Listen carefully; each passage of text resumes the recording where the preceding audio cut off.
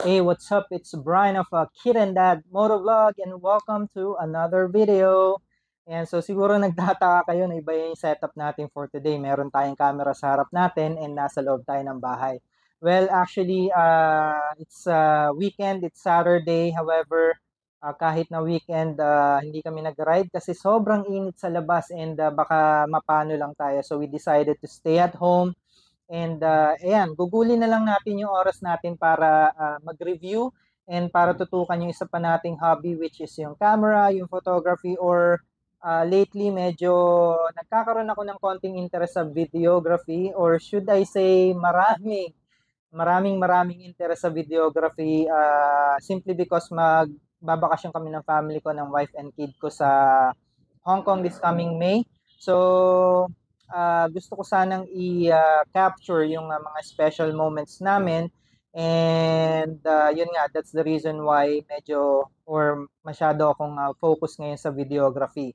And I've been watching a lot of YT reviews, 1, 2, 3 days straight, yan, araw-araw, nood ako nanood. Para makatulong sa akin mag-decide kung ano nga ba yung camera na ipa-purchase ko and dadaling ko sa aming bakasyon. So, ayan. So, looks like meron na tayong camera in front of us. Nakapag-decide na tayo kung anong camera yung ating dadalhin sa Hong Kong. And what we have here is one of Sony's latest and greatest Sony ZV-1 Mark II. Yan. So disclaimer lang, itong video na ito, this is not a review but rather we'll talk about the specs and features kasi kaka-acquire ko lang nito and I really haven't used this much. Mga konting recording lang ng video dito sa loob ng bahay, photo, and wala pa ako masyadong experience sa kanya pagdating sa labas ng bahay, no. So ang gagawin natin after this video, pagkatapos ko i-share sa inyo yung mga specs and features, lalabas tayo mamaya hapon if hindi na masyado mainit for the real world testing nitong ZV-1 Mark II. So magte-take tayo ng mga photos and videos outside. Yan, para ma-share ko sa inyo kung how does it really perform pagdating sa real world scenario. Yan. Okay, so disclaimer ulit, this is the first time that I'm gonna be using a Sony point and shoot camera, no? So, teka, set lang natin yung ating timer para hindi tayo masyadong magtagal sa paggawa ng video. Ayun, so disclaimer, I'm a first time user of Sony's point and shoot camera. This one has a 1-inch sensor size, so medyo malayo to do sa ating mga ginagamit recently, which is the A6000 series. So meron tayong A6000, A6300 and the A6400. Yung A6400 yun dapat yung dadalhin ko sa Hong Kong. However, upon testing, ginamit namin ni Kid sa aming most recent adventure sa Baguio. Okay naman yung quality ng video. However, yung stabilization is not that good. And medyo mabigat siya, no? So, for travel, siguro, it's not the most ideal one to bring with you. So, eto na nga, we have the ZV-1 Mark II. And this video, dahil nga i-share natin sa inyo yung mga specs and features niya, kung ano yung mga bago sa kanya, it's gonna be like a slight comparison between the ZV-1 Mark I and the ZV-1 Mark II. Pero yung ZV-1 Mark I, like what I've mentioned, hindi pa tayo nagkaroon ng ZV-1 Mark I. We haven't used a point and shoot from Sony. So, yung comparison natin is yung mga napanood ko lang din sa YT reviews ng ZV-1 Mark I.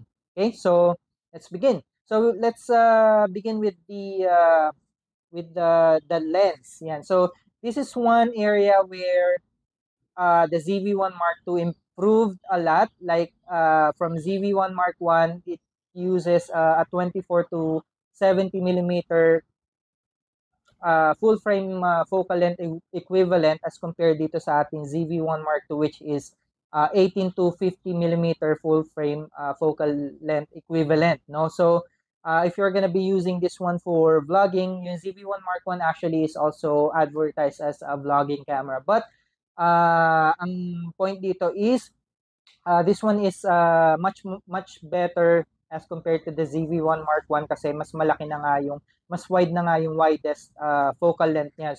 So hindi kayo magkakaroon ng problema framing yourself kasi I've already tested this one and napakaganda ng framing niya. Marami pa yung space sa background para may showcase nyo rin yung surrounding, yung mga nasa likod nyo, no? As compared with the ZV-1 Mark 1 na medyo tight na siya. Okay? That gives you a lot of opportunity para gandahan yung inyong framing and also not to struggle na pagkasyahin yung inyong mukha sa framing, no?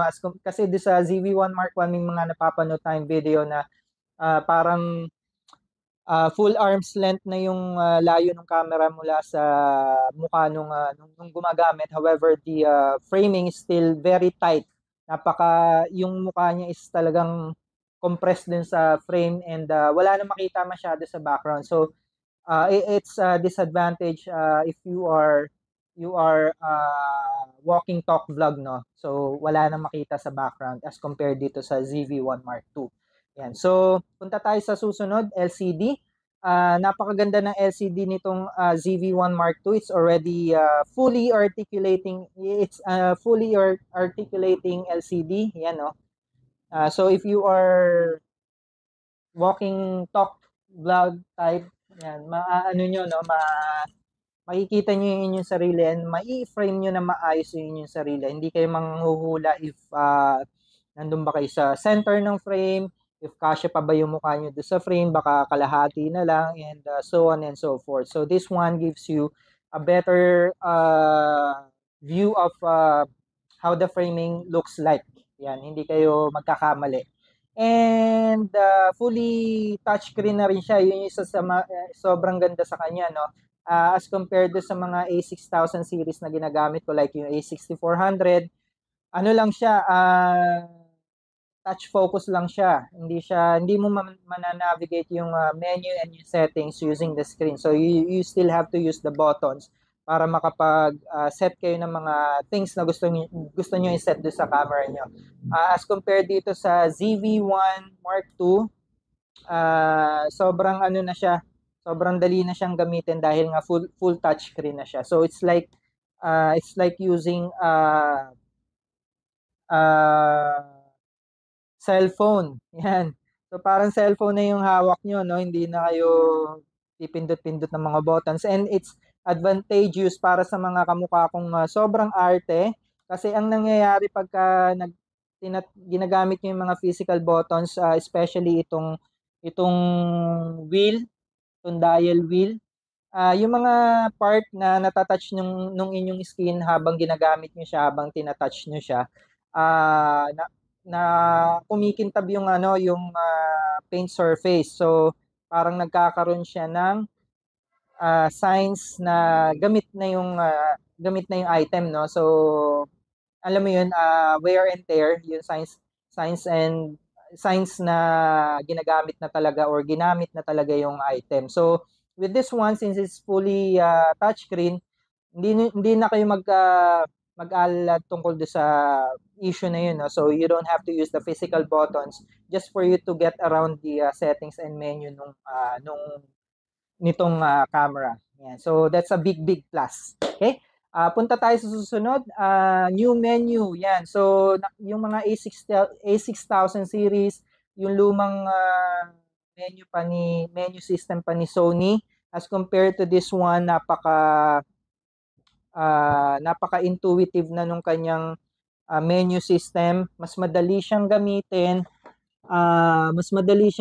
And mas mabilis kang makakapunta sa mga settings na kailangan mong puntahan. As compared dun sa aking A6000 series, medyo nakakalito siya. Yun actually yung isa sa mga reklamo ng mga users do sa A6000 series. Yan. So napakalaking improvement para sa mga gumagamit ng Sony cameras. Yan. Iba na yung kanilang menu system, and hopefully it will stay this way doon sa mga susunod na mga ilalabas pa nila, no? Okay? And let's go to the next one, type C. Yan. So yung kanyang charging port, yung kanyang if you are going to transfer some files, type C na siya as compared to dun sa lumang type pa do sa nauna sa type C. I'm not sure anong pangalan ba nun or anong tawag dun. But yun nga, type C na siya, mas maraming possibilities. Pwede mo siya actually gamitin for live streaming. Syempre yung type C is mas mabilis na yung file transfer, mas mabilis na rin siya mag-charge if you don't want to take out the battery for charging. Pwede nyo siyang kabitan na lang ng cable, type C cable, and charge the battery inside while on the go. And yun nga, kunyari isa lang battery yung meron kayo, and you are taking this out for a whole day of photography and videography, pwede na lang kayong magdala ng inyong mga power banks, and just connect the USB Type-C para habang naglalakad kayo, or I'm not sure, pero parang pwede nyo rin siyang gamitin habang nakasaksak yung power bank nyo para hindi kayo nauubusan ng battery. Yan. So napakagandang upgrade na rin ng Type-C na nandito sa ZV-1 Mark II. So punta tayo sa susunod. Meron siyang button dito na you can toggle between photography, videography, and yung SNQ. So napaka-convenient niya, napaka-efficient niya as compared sa mga A6000 series na kailangan mong i-dial or piliin yung inyong mode na gagamitin, like photography ba, videography, or panorama, or yung mga shooting modes. So with this one, all you have to do is just to press this button. It will toggle through the three option, which is yun nga, photography, videography, and yung SNQ. Now, yung SNQ is bago dito as compared dun sa ZV-1 Mark I. What SNQ does is it already gives the user the ease of recording or capturing slow-mo video and time-lapse. Yan. Well, doon sa ZV-1 Mark I, meron din naman siyang pwede ka ring mag slow-mo and mag-time-lapse. Meron siyang may tinatawag naman si ZV-1 Mark I na HFR, or yung high frame rate. However, you still have to process that in editing, no, para makagawa kayo ng mga slow-mo shots and yung mga time lapses. As compared to this one, if you are beginner, hindi ka masyado marunong sa mga settings, yung mga frame rate, frame rate per second, yung mga aperture, shutter speed, it's already gonna give the beginner, and not just the beginner, but kahit yung mga novice and yung mga advanced, the ease of use. So with just a click of a button, makakapag-capture na kayo ng slow-mo and ng inyong mga time lapses. Yan. So napaka-nifty feature. Thank you, Sony. Yan. Susunod is yung defocus button. Yan, ilalagay rin natin sa video what does it look like, yung mga buttons na sinasabi natin, no? Just for you to have an idea of how the button layout looks like, or kung nasan yung mga buttons na sinasabi natin. Now, yung defocus button, it's also very convenient for beginners, and not just for beginners again, but for everybody na gustong hindi, kumbaga parang ayaw nyo nung habang nagre-record kayo or while you are on a shoot, parang ang dami yung mga pipindutin just for you to achieve a look or a type of video na gusto nyo. Now, for the defocus button, with the touch of a button, yung background nyo is magbe-blurred agad. So you don't have to fiddle with the aperture setting, with the shutter speed setting, and so on and so forth. So pag click nyo, it's already gonna give you a very creamy background for photography and videography as well. So napaka-convenient, mabilis, and very beginner-friendly as what call it. Yan. So let's go to the next one. Cinematic mode. Well, for the cinematic mode, ang opinion ko dito is quite gimmicky kasi actually even without the cinematic mode, pwede kayong mag post-process, mag-editing, and you can make it look like a cinematic footage sa editing. However, yun nga, sabi nga nila mas better na yung nandyan yung feature na hindi mo naman gagamitin kesa kailangan mo siya pero wala siya doon sa camera. So, 'di ba, you get my point? So again, thank you pa rin Sony for the cinematic mode added into this model. Now, ako personally, I haven't tested this one. I haven't used the cinematic mode, so I'm very very much excited to try out the cinematic mode pagdating sa aming bakasyon sa Hong Kong. Yan. For sure gagamitin natin yan. So sa cinematic mode, it also has a lot of color grading, a lot of lots at as what they call it. Sorry if I'm not very familiar with with these terms. I'm really not into videography. Ngayon lang tayo medyo nagkakaroon ng interest sa videography. So please do correct me if may nasabi tayong medyo mali. Yan. Okay, so let's move on to the next one, which is the mic. Yan, one of the biggest improvement from the ZV-1 Mark 1, yung mic ng Mark 2. So with this mic, it's already using a 3-capsule multi-directional mic, which gives you a very, very wide variety of uses pagdating sa mic. So pwede nyo siyang iset as auto, pwedeng front, kung saan nanggagaling yung sound, pwedeng from the back, and pwedeng lahat ng sides or the surrounding. It's gonna pick up the sound. Now, the good thing about this one is kunyari yung mic nyo is hindi multi-directional. Now, if say for example nagwo-walking talk vlog kayo and you have to show something in front of you.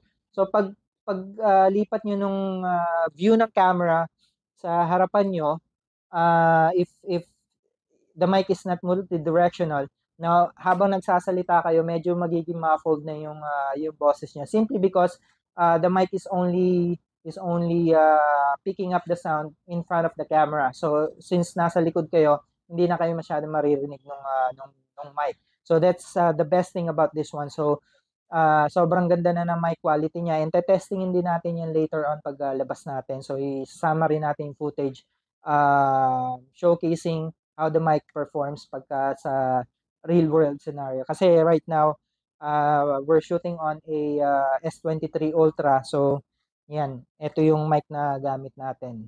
Okay, so let's move on to the next one, which is overheating. Now, I've seen a lot of YT reviews of the ZV-1 Mark 1, and nagkakaroon sila ng issue with the overheating of that unit. Now, if you are recording 4K video and it's already to the 10-minute mark, 15-minute mark, it's already gonna prompt you warning about the temperature of the camera. So just imagine 15 minutes nag-overheat na, and that's actually sobrang bilis lang ng 15 minutes, no? Hindi mo papansin, nakaka 15 minutes ka na palang naglalakad din na nagre-record ng sarili mo. And just imagine if you are shooting something very very special like birthday, wedding, anniversary, and then the camera said it's gonna stop recording simply because the temperature is already on its maximum. Oh, it's really gonna be a bummer kasi sabi nga nila, no, once that moment slipped away, it's gonna be gone forever. So if you're not gonna be able to capture that moment, it's gonna be gone forever. Yan. So wala, wasted moment, hindi mo na maibalik yun just because nag-overheat yung camera mo. Now for the ZV-1 Mark 1, I've seen a lot of videos, and they have tested this one in continuous 4K recording. No overheating issue. Actually, the only time that the camera is gonna stop recording is if na-deplete na yung battery completely or if naubos na yung space sa inyong mga memory cards na nakalagay doon sa camera. So, very, very good. Yan, for the overheating issue resolved in the ZV-1 Mark II. Now, let's go to the next one. Now, this has something to do with the lens again. The ZV-1 Mark I, ito bali is a con or a disadvantage as compared to the ZV-1 Mark I kasi itong si Mark II doesn't have the image stabilization built in the lens. Please correct me if I'm wrong. Pero ang alam ko doon sa ZV-1 Mark I, meron siyang in-lens stabilization which gives the ZV-1 Mark I an advantage over the ZV-1 Mark II pagdating sa stabilization. Now, yung ZV-1 Mark I, meron siyang tatlong option for the image stabilization. You can either turn it off, standard stabilization, which improves the shaking, the stabilization quite good.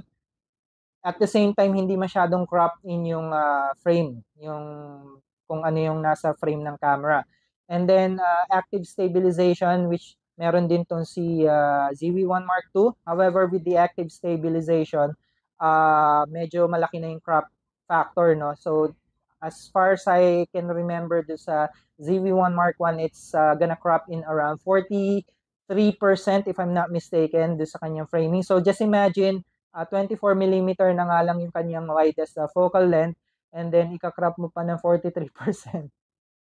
So, ano yun? Parang dinuldol mo yung mukha mo dun sa ano, no? Dun sa dun sa framing. So, parang mukha mo na lang makikita dun. It's gonna be very, very lacking sa space sa background. Now, as compared to this model, ZV-1 Mark II, 18 mm crop in, pero parang hindi 43% yung crop factor dito pagka naka-active yung stabilization kasi meron mga video na napanood ako na kahit naka-active yung stabilization niya as compared to the ZV-1 Mark I, mas malaki pa rin yung framing dito sa Mark II. So, very, very good upgrade and addition to the ZV-1 Mark I. So, kahit na naka-active, malaki pa rin yung space sa background. Now, if you don't want to enable the active stabilization, it's also a very good feature for the ZV-1 Mark II and the ZV-1 Mark I as well na meron silang gyroscopic data attached to the video file or to the recording. Now, what does a gyroscopic data does is meron si Sony free application yung Catalyst Browse. Now, you can process the video kahit na hindi naka-activate yung hindi naka-enable yung active stabilization. You can process it in Catalyst Browse and sobrang solid nung kanyang output, like parang naka-gimbal yung camera without cropping the frame. So that's 'di ba sobrang solid nung option na yun. However, of course, you have to consider na it's also gonna take time. It's also gonna add up to the workflow. Like 3 minutes of 1 minute of video of recording will equate to 3 minutes of processing time sa Catalyst Browse. So imagine 15 minutes of video, it's gonna take 45 minutes for you to process the video in Catalyst Browse. But nonetheless, if hindi naman kayo concerned about yung kung gaano karaming oras yung kakainin yung workflow, it's a very, very nifty feature. So thank you pa rin Sony for giving us that advantage of processing the video and not cropping in the framing. So very, very nice yun. Okay, so let's move on to the next one, yung battery. Now, yung battery nito, medyo maliit siya. Alright, pakita natin. It's using the NPB X1 battery. Ayan. Alright, so as you can see, medyo manipis, medyo maliit lang talaga siya. However, upon real world testing, kahapon kasi I was watching a lot of YouTube videos for the setup guide. So, sinesetup ko to kahapon, and like what I've mentioned, I'm a first-time user of Sony's point-and-shoot camera. So, I'm really not familiar with the system. Parang from scratch talaga ako. So the whole afternoon, the whole day, I was watching YouTube tutorial for the settings. And syempre maghapon nakabukas yung camera while I'm fiddling with the settings, with the menus, with everything. Tumagal yung battery, no? Actually, hindi siya nag-low bat. Of course, may pinapatay-patay pa rin natin siya. We're doing some breaks, kakain, liligo, magmerienda, tutulog. So, hindi naman siya technically as in maghapon, no? But you're getting what I'm pointing out. Yan. As compared to the A6400 na ginagamit natin recently, kahit mas malaki yung battery nun, I've noticed a very big drop sa battery percentage ng A6400 pagka ginagamit natin siya kahit yung nagsiset lang tayo ng mga menu, ng mga settings. Mas mabilis, para sa akin, mas mabilis siyang malobat. Now, disclaimer lang kasi ito syempre mas bago yung battery niya. Yung AC6400, I'm not sure if yung battery nung kasi medyo matagal na rin yung model na yun. No? So, hindi natin alam kung fresh pa ba yung battery or last pag na. So, let's take that into consideration or a factor kung bakit siguro mas mabilis siya mag-deplete as compared dito sa ZV-1 Mark II. Now, another advantage nitong ZV-1 Mark II as compared to the ZV-1 Mark I is yung placement ng kanyang lalagyan ng tripod sa ilalim. Now, it's strategically placed para yung kanyang tripod ay hindi makasagabal do sa battery cage, the battery port. Now, you can take out the battery as well as the memory card without removing the tripod as compared dun sa ZV-1 Mark I na nakaharang yung lalagyan ng tripod do sa kanyang battery port. So, every time na magpapalit kayo ng battery, which is inevitable kasi maliit nga yung battery niya. So, if you're gonna take this one out for a whole day of shooting, you really have to replace the battery kasi talagang hindi siya maglalast ng one day, lalo na pag nagre-record na kayo ng mga 4K videos, no? So, yun. Sa ZV-1 Mark I, you have to detach the tripod and replace the battery or replace the memory card. So, very good update or upgrade dito sa ZV-1 Mark II. Now, let's go to one of the nifty feature again nitong ZV-1 Mark II. Meron din si ZV-1 Mark I, which is yung tinatawag nila na product showcase. Now, what is a product showcase? Kasi do sa mga A6000 series na ginagamit natin, pagka kunyari yun yung ginagamit yung pang-record, if you are showcasing a product, now pag tinapat nyo siya sa camera like this one, hindi magfo-focus yung camera do sa product as compared dito sa ZV-1 Mark II. So magfo-focus siya sa eyes pa rin or sa mukha pa rin nung gumagawa ng video or nung person sa harap ng video.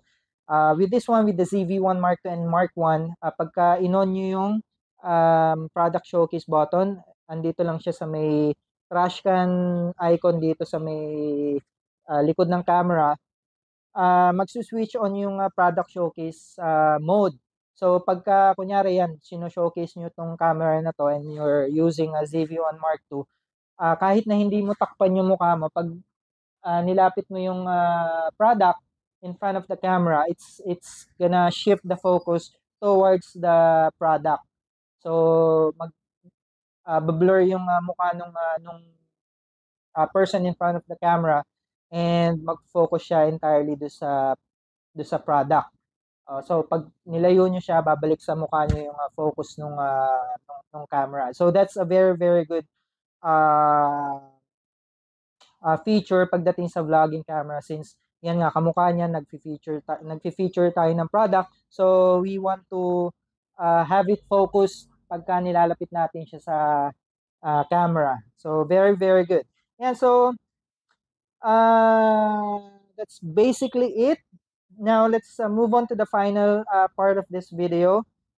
My thoughts And para kanino nga ba tong camera na to? Now, my thoughts, if tatanungin ako if i-recommend ko ba tong camera na to for someone who is looking for a great video camera, great video focus camera, or dun sa mga aspiring vloggers, YouTubers, and dun sa mga mahilig mag-capture ng special moments on a video. Now, yes, of course, napakaganda nitong product nito, no? Yung kanyang build quality, nung una ko pa lang siyang makita, sobrang na-in-love na ako sa kanya. This one is also nakabitan na rin ng L bracket, Ulanzi L bracket, and it adds up to the beauty of the camera. Sobrang ano niya, no? Sobrang premium looking niya, and yung feel niya is very very very very premium as compared dun sa ZV-E10 na nahawakan na natin. Hindi ko masyadong gusto yung build quality nun. Ito solid talaga. And sobrang ano lang niya, no?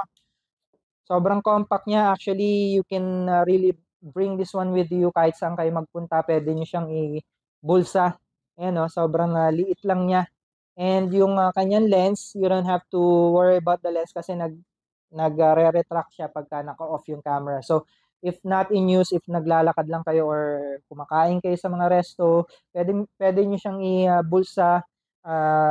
Siguro kasya din siya doon sa mga pocket ng mga polo shirt na may pocket dito, no? So, very, very, very, very convenient para sa mga vloggers, and yan, kamukha ako mag-vacation kami. Gusto ko light packing lang. So, this is very, very well made for those kinds of usage or scenarios. And yun nga. So, that also answers the question, para kanino nga ba tong camera na to? So, of course, it's solely made for the vloggers, for the content creators, for the sa mga magbabakasyon na ayaw magdala ng malalaking lenses, ayaw magdala ng multiple lenses, para lang makuha nyo lahat ng mga focal length na kailangan nyo. So, very, very convenient siya. Okay? It's also Zeiss lens din. Yan. Nakalimutan natin sabihin. So, halos lahat ng mga compact cameras ni Sony is equipped with Zeiss lenses. I think they are tied up with Zeiss. So, I'm a fan of Zeiss, and that gives me another joy. Yan, para ariin tong unit na to. Okay? And, well, that's it. If you have some questions, please drop your questions in the comment sections below. Yan, para matulungan ko kayo. And like what I've mentioned, maglalagay tayo ng mga sample photos and videos after this talk. Ayan, 25 minutes na yata tayo, 30 minutes na nagre-record. I do apologize for the very long video. So after nitong talk natin, siguro mga 4 p.m. Lalabas tayo to check this out. Gagamitin natin, we are going to take a lot of photos and a lot of videos, slow-mos, time-lapses. Checkin din natin yung performance ng kanyang microphones. So, everything yan, ilalagay natin after this talk. So, it's Brian again of Kid and Dad Motovlog. See you in the next video. Peace. Love you all.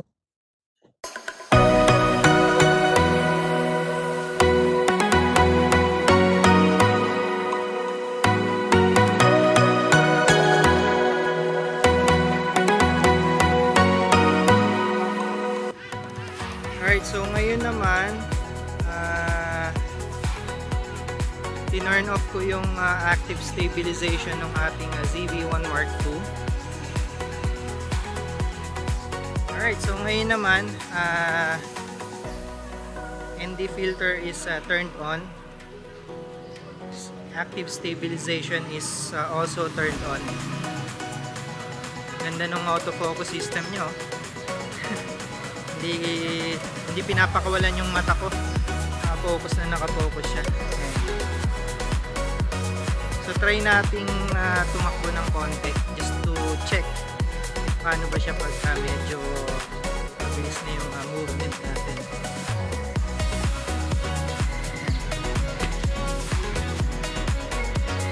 stable pa rin yung background, stable pa rin tayo. So it looks like it's doing a great job on stabilizing the footage.